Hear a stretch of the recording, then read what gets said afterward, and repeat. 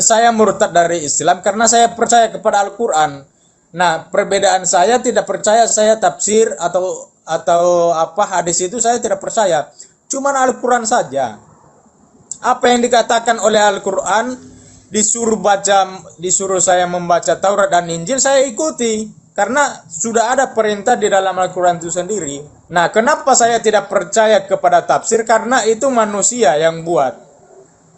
Nah, itu perbedaan saya, Bang.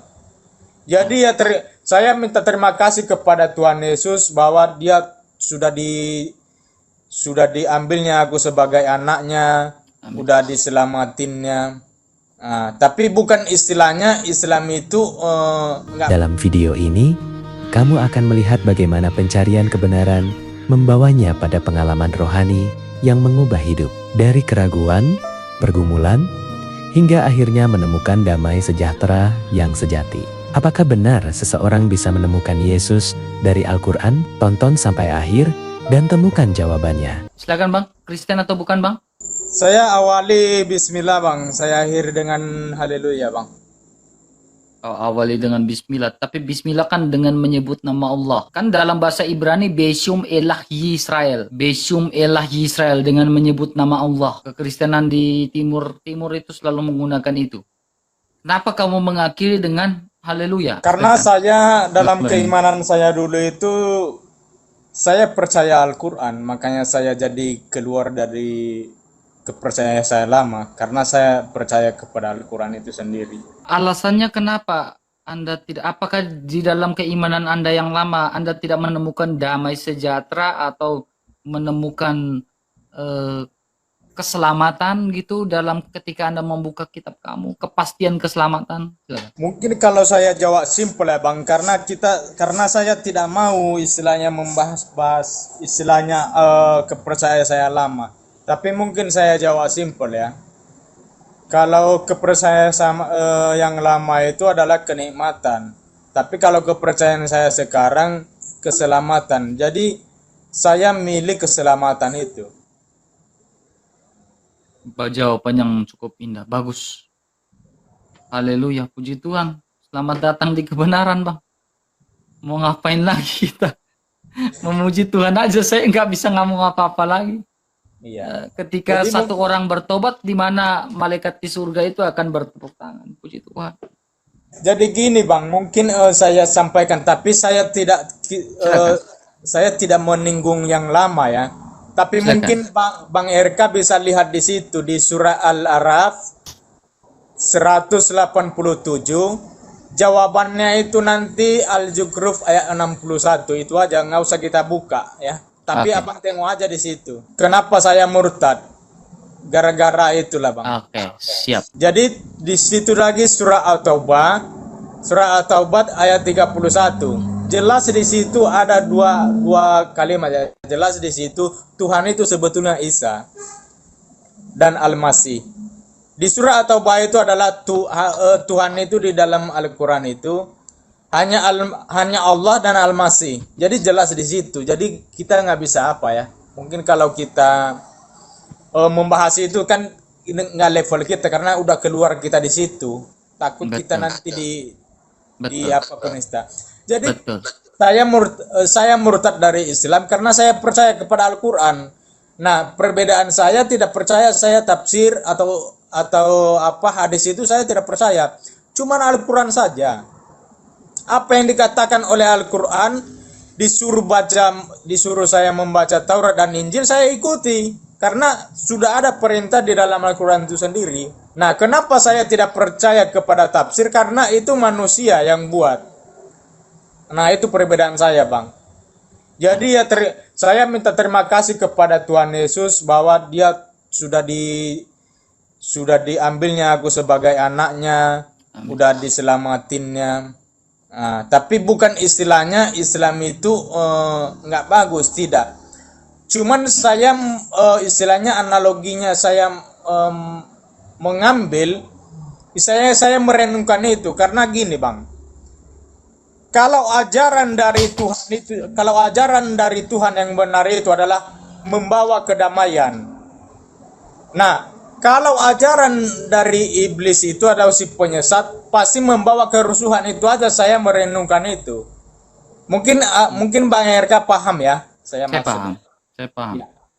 Pasti Saya kalau ajaran dari Tuhan itu pasti membawa kedamaian. Itu aja kita mengambil, istilahnya merenungkan.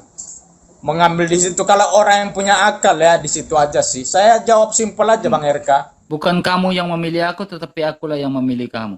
Rancangan yang kuberikan kepada kamu bukan rancangan kecelakaan, melainkan rancangan yang indah dan damai sejahtera. Dan Yesus mengatakan, damai sejahtera kuberikan bagimu, damai sejahtera kutinggalkan bagimu. Luar Nah, biasa. bagaimana saya kecintaan saya kepada Tuhan Yesus ini, kenapa? Sampai anak saya kutinggalkan di pesantren, sampai istri saya diceraikan saya, orang tua saya dibenci gara-gara hanya memilih Tuhan Yesus. Tapi saya tidak pernah masalah. Saya tidak pernah sedih antara saya dibenci oleh keluarga. Tapi kenapa saya bahagia? Tapi kenapa saya selalu bahagia walaupun dibenci dari keluarga? Karena keselamatan itu saya sudah pasti.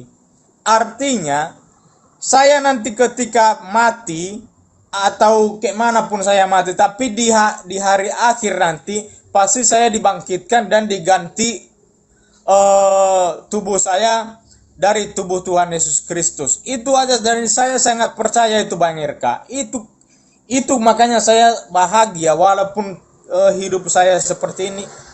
Kebahagiaan saya itu aja, saya bisa hidup nanti di hari akhir. Amin.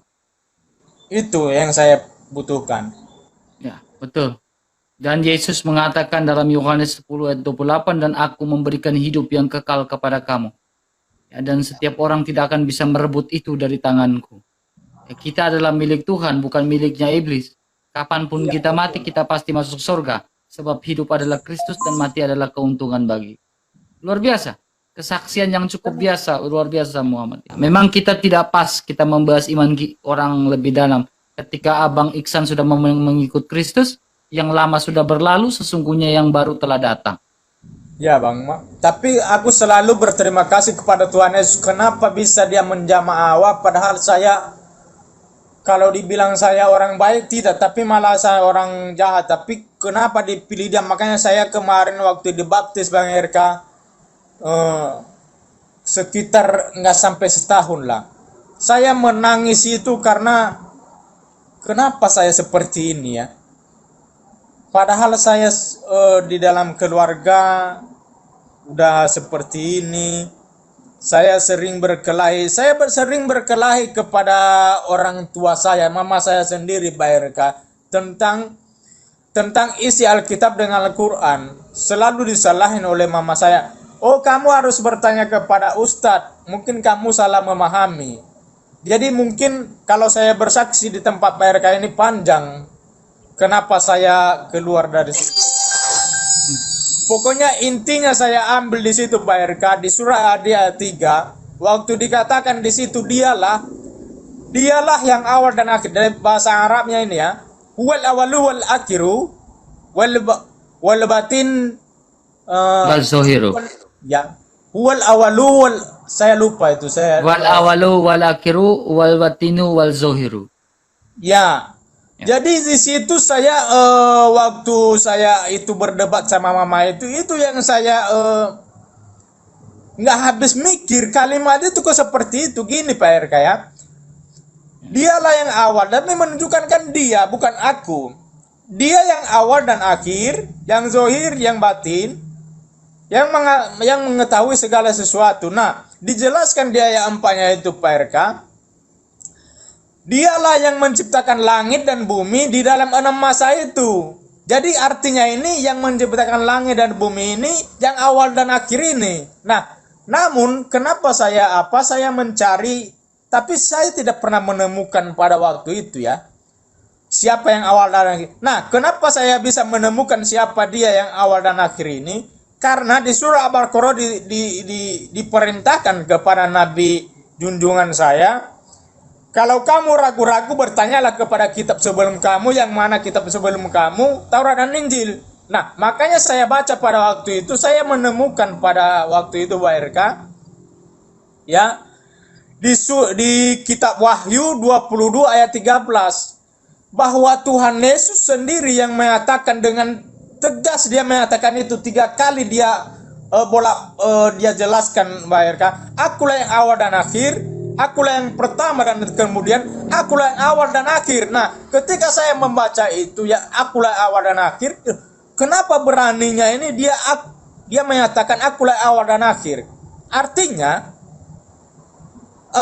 kalau dia yang awal dan akhir berarti dialah Tuhan ini yang ditunjukkan ini.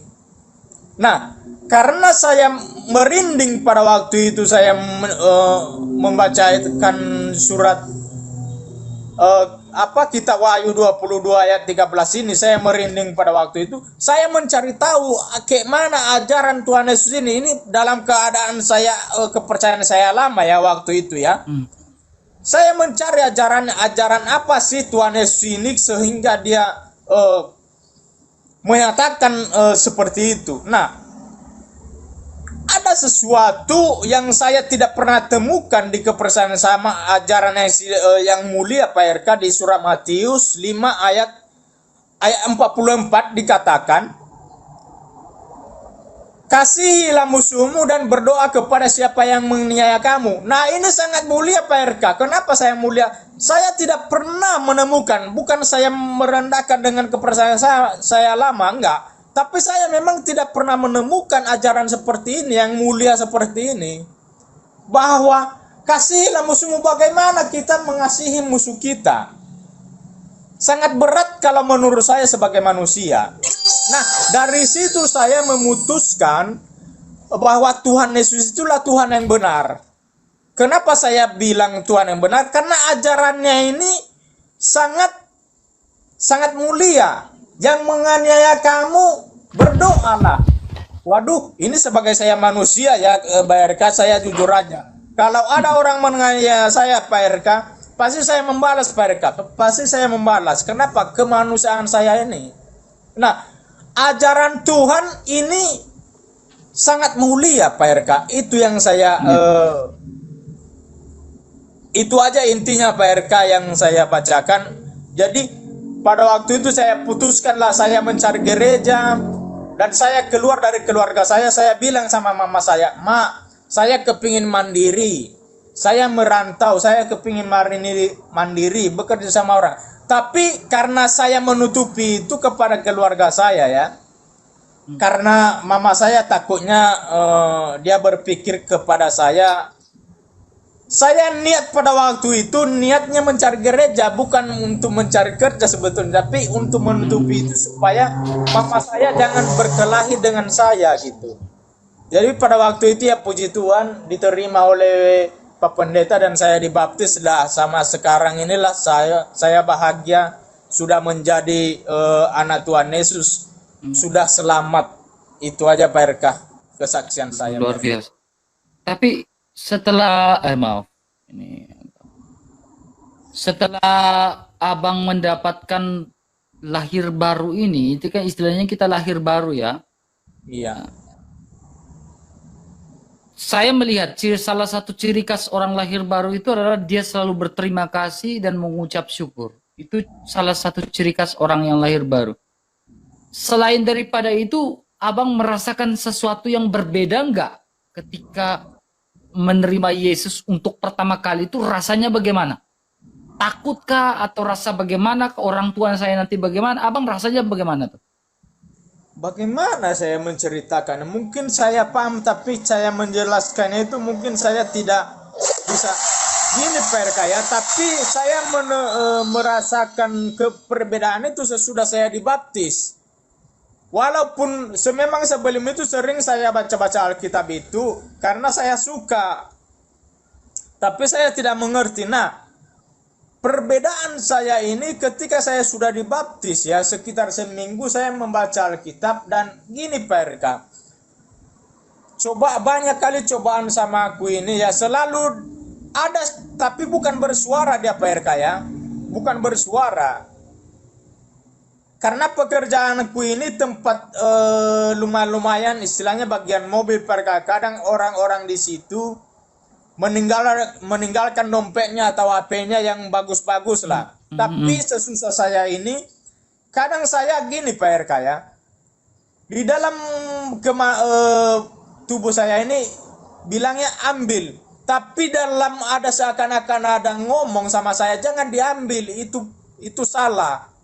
Nah, itu saya itu, tapi bukan bersuara dia Pak RK, entah mana dia ini ya, ngomong dengan sama saya ini, jangan. Nah, saya melakukan itu. Nah, ketika saya melakukan sampai sekarang saya malah apa ya istilahnya ada perbedaan lah Pak RK ya. Menegur saya dalam perbuatan.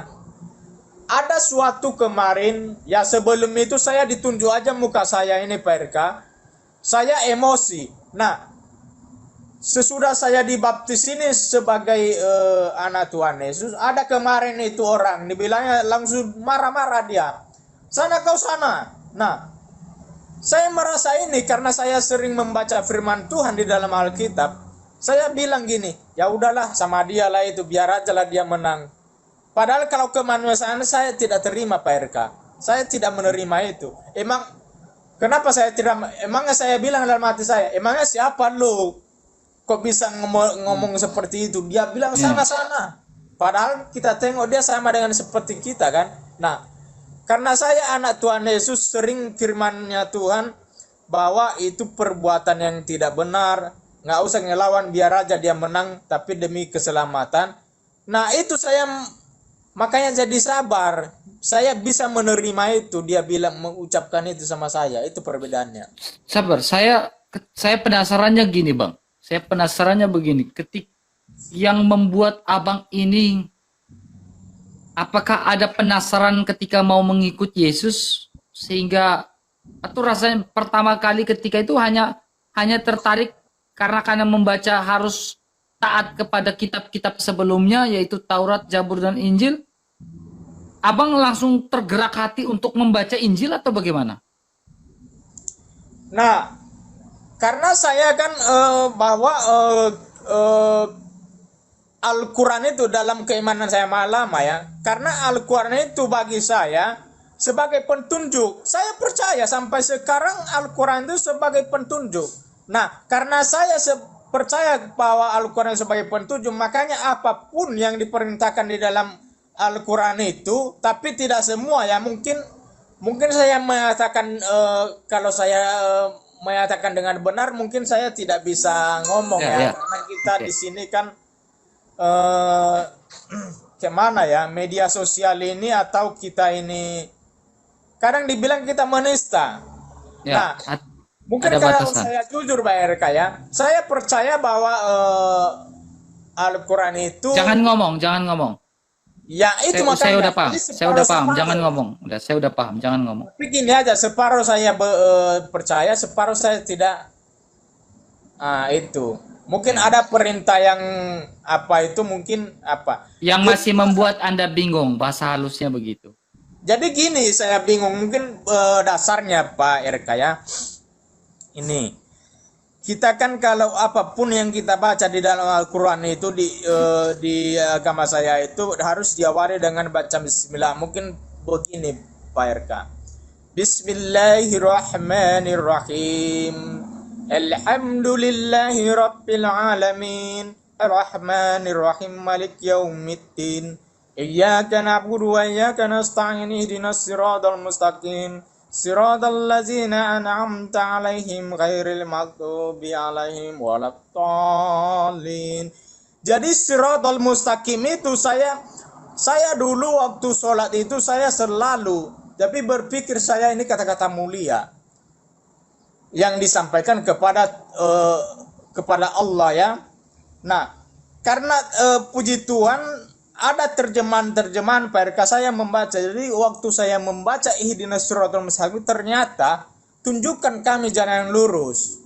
Nah, artinya kalau setiap hari itu saya waktu itu saya jujur ini ya. Kenapa saya mengucapkan ihdinas siratal mustaqim setiap hari? Artinya kenapa kalau saya menyatakan bahwa tunjukkan kami jalan lurus, artinya saya ini apakah berada jalan yang belok kah? atau yang berada di jalan yang lurus kah? Itu aja saya pahami kalimat itu. Nah, karena saya berpikir itu, saya mencari pada waktu itu siapakah jalan yang lurus ini, kenapa saya minta terus setiap hari. Nah, ternyata di surah Al-Zukhruf itu Pak RK dikatakan di situ, pokoknya intinya di situ jalan yang lurus itu adalah Nabi Isa. Nah, di situ saya kritis. Kenapa saya kritis? Sedangkan junjungan saya yang saya ikuti adalah Nabi Muhammad SAW. Tapi saya tidak pernah membaca bahwa itu jalan yang lurus. Nah, itu saya bertentangan Pak RK. Bukan karena saya membaca Alkitab, tidak. Nah, namun kenapa saya memutuskan, tadi saya sudah bilang tadi, kenapa saya memutuskan? Karena Yesus mengatakan, akulah awal dan akhir, sesuai dengan penunjukan di surah Al-Ayat 3. Nah, di situ saya kritis, kenapa seperti ini? Nah, mungkin banyak Pak RK ya, mungkin kalau saya, bukan hanya satu sebetulnya Pak RK, mungkin karena ini kita terbatas untuk di Indonesia ini. Betul. Itu mungkin paham Pak RK ya. Saya paham, saya merasakan sekali. Mungkin kalau saya sampaikan semua ini kita ini di Indonesia ini sedih, kita paling sedih. Kenapa? Kita menyampaikan kebenaran itu, mereka menyalahin kita, itu yang kita sedih di Indonesia ini. Betul, Padahal betul. kita ngomong berkata kita jujur, apa yang ada di dalam hati kita ini, itu yang kita sampaikan sebetulnya. Cuman itulah kita di Indonesia kan sedihnya. Betul, betul. Nah, Saya karena dikatakan di situ, ya mungkin satu intinya tadi udah saya sampaikan ya, bahwa jalan lurus. Nah, sedangkan Yesus, akulah jalan kebenaran dan hidup. Nah, kalau kebenaran aja, kalau dia menyampaikan hanya akulah kebenaran, mungkin bisa aja berarti dia hanya sebagai jalan kebenaran. Nah, karena dia akulah hidup, artinya pasti kita berpikir logis, bahwa kalau kehidupan itu hanya kepada Allah. Kehidupan yang memberi hidup itu hanya kepada Tuhan. betul. Nah, ini Yesus menyatakan, akulah pemberi hidup, akulah kehidupan. Nah, di situ aja kita kalau dengan akal kita, karena kita di Islam kan sebetulnya harus pakai akal. Nah, akal kita seperti itu. Nah, ada satu apa lagi Pak RK, Ya. bahwa kalau kami di kepercayaan saya lama itu ya, bahwa Tuhan itu tidak nampak tapi nyata. Ya, nyatanya mungkin karena ada ciptaan inilah, ada segala ciptaan, mungkin itu mengetahui ya. Nah, kalau Pak RK bertanya kepada saya dalam posisi saya kepercayaan saya lama, jadi kapan kamu melihat Tuhanmu? Pasti saya bilang nanti di akhir-akhir. Pasti itu jawaban saya sebagai yang lama. Nah, Iya. namun kenapa kalau jawaban saya pasti saya melihat Tuhanku itu di akhir-akhir. Nah, ini ada suatu perkara di akhir-akhir ini nanti yang datang itu di akhir-akhir Nabi Isa. Kenapa dia datang? Untuk menghakimi. Nah, ini kan berkontradiksi sebetulnya Pak RK. Tadi saya bilang, aku baru bisa melihat Tuhanku di akhir-akhir. Nah, yang datang di akhir-akhir Nabi Isa. Kenapa dia datang? Untuk menghakimi. Nah, sedangkan yang berhak untuk menghakimi itu hanya Allah. Nah, ini saya makanya saya bilang Pak RK, mungkin kalau saya jujur, saya bongkar semua apa sementara Yesus mengatakan, akulah hakim yang adil. Ya, betul. Ya. Jadi ini sangat berkontradiksi sebetulnya, sangat ini ya. Karena baru kita melihat Tuhan di akhir-akhir. Nah, yang datang pada akhir-akhir Isa, jadi kan bukan Allah. Nah, ini sebetulnya Pak RK, karena kita ini makanya sebetulnya dibilang kepada Islam itu ya, itu harus berakal dulu baru beriman. Nah, ini sebetulnya, nah bagaimana kita berakal ini? makanya saya bilang tadi Pak RK, mungkin kalau saya apa ya, memang selalu di situ di surah Al-Ikhlas bahwa dikatakan ya, Qul huwallahu ahad, Allahus samad, lam yalid wa lam yulad wa lam yakul lahu kufuwan ahad. Nah ini sebetulnya bukan menyatakan dengan beranak sebetulnya, tapi mereka mungkin saya tidak mau menjelaskan. Jangan. Tidak keluar Jangan. ya. Nah, Saya tahu. ya. Nah, namun mungkin saya bilang ini sebetulnya Pak RK ini mengucapkan at-tahiyatul ya. At-tahiyatul mubarakatuh salawatu taibatu lillah assalamu alayka ayyuhan nabiyyu wa rahmatullahi wa barakatuh. Jadi waktu mengucapkan at-tahiyatul itu kan menunjukkan itu Pak RK.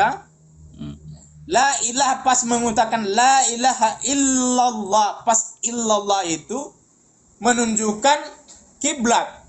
Nah, kenapa menunjukkan kiblat? Karena dikatakan di situ, wahai Muhammad, aku diperintahkan untuk menyembah Tuhan di negeri Mekah. Nah, ini berhubungan dengan itu, tapi saya tidak mau menjelaskan. Mungkin paham Pak RK apa yang saya maksud.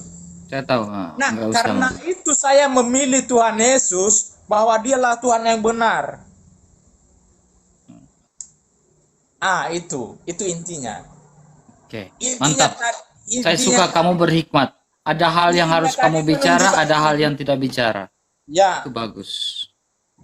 Intinya tadi menunjukkan ini arah kiblat, dan itu Muhammad diperintahkan untuk menyembah negeri Mekah, dan ini tadi ditunjukkan. Makanya saya Pak RK, kalau ada orang bisa diuji ini sekarang nih, walaupun saya ini hanya orang biasa saya ya, kalau saya diuji dikasih mobil, dikasih rumah mewah Pak RK, bukan saya pura-pura ini ya, atau bisa diuji kapan aja.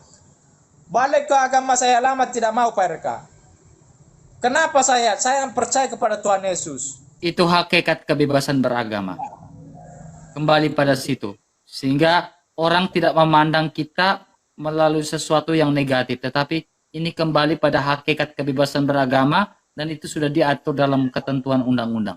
Setiap orang bernegara wajib memeluk agamanya masing-masing sesuai apa yang ia imani. Ya, Kembali betul, pada Pak. situ.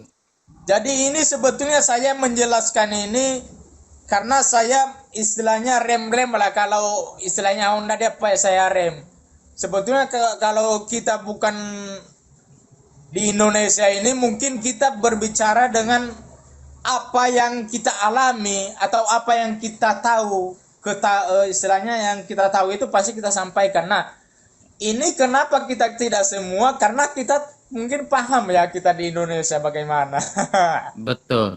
Ya. Kita harus memahami. Jadi justru tahulah saya bagaimana kepercayaan saya lama itu, makanya saya langsung pindah Pak RK, karena saya sudah tahu sebetulnya intinya itu yang mana sebetulnya sesembahannya. Mungkin paham ya? Saya paham. Oke. Saya paham. Tidak perlu bicara panjang kali lebar ya. Itu hak kebebasan kamu ya. Saya pun paham. Makanya saya pun duduk di sini dan berbicara ya. Tidak teman-teman Kristen ya harus memaklumi. Kita tidak selepas mereka yang di luar negeri. Iya, betul Pak RK. Kalau kita di sini kita ada batasan ya. Ada yang harus kita bicara dan ada yang tidak harus kita bicara. Apalagi kita open cam ini Pak RK, apalagi kita open cam ini. Ya, itu betul. makanya kita rem itu wajib ada rem. Kalau nggak ada rem, malah masuk jurang. Iya, kalau tidak ada rem juga, aduh. Kalau ada rem juga masih bahaya, Bang. Karena kalau hanya ada rem belakang tidak bisa. Kalau rem depan aja yang ada, kita rem itu bisa ban depan itu dia slap. Bisa jadi kita jatuh lagi. Jadi kalau bicara itu pelan-pelan, halus-halus. Jadi berhikmat, mutu hikmat. Ya makanya saya katakan kata teman-teman ya, sebelum saya bisa aja membuat room itu yang membuat kalian itu tertawa, puas, bisa aja.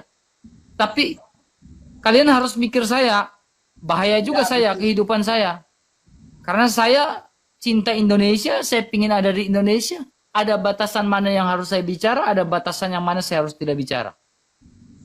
Pokoknya jangan seperti saudara kita Abel lah, anak Batak. Betul. Yang berapa bulan yang lalu ya. Hanya Betul. gara-gara aduh. Padahal kalau kita lihat-lihat nggak ada menista sebetulnya, tapi itulah kita di Indonesia ini ya. Ya, Takut harus kita. hati-hati. Iya. Terima kasih banyak Pak Iksan atas kesaksiannya, begitu luar biasa.